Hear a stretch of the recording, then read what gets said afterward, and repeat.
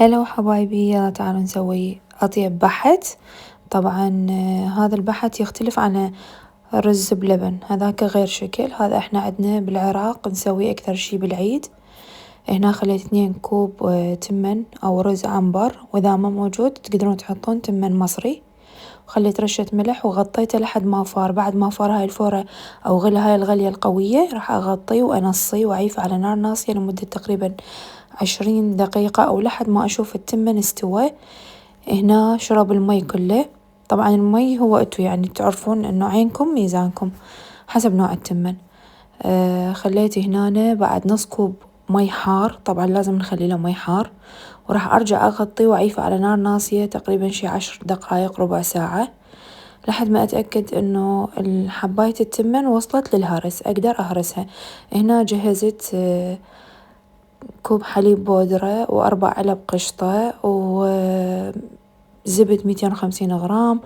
وهنا عندنا هيل مطحون خاشوقة كوب، وعندنا هذا حبة حلوة احنا يسموها عندنا حبة حلوة بالعراق، بس بالدول يصحولها شمرة أو هيجي أو شمر. بعد ما وصل التمن لقوامه اللي أريده هرسته هرس كلش زين مثل ما شفتوا بالفيديو. وإنه بضفة الحليب ما أعرف ليش طلع بالتصوير أصفر بس هو أبيض، فخليت له مي تقريبا نص كوب للحليب، نص كوب مي، وخليت الحليب والقشطة وبلشت أخلط بيهم، وأني أخلط أهرس حتى تتجانس المواد. هنا راح أخلي الهيل وحبة الحلوة. طبعا حبة الحلوة كلش طيبة، تعطي طعم ويا الهيل غير شكل، يعني أنا أحبها وأكثر منها، يعني تبين لنا طعم البحت الطيب هيجي ما أعرف. هنا خليت أقل كوب شكر وحسب الرغبة، طبعا انتو شلون تحبوه، احنا نحبه مو كلش حلو فخليت أقل كوب.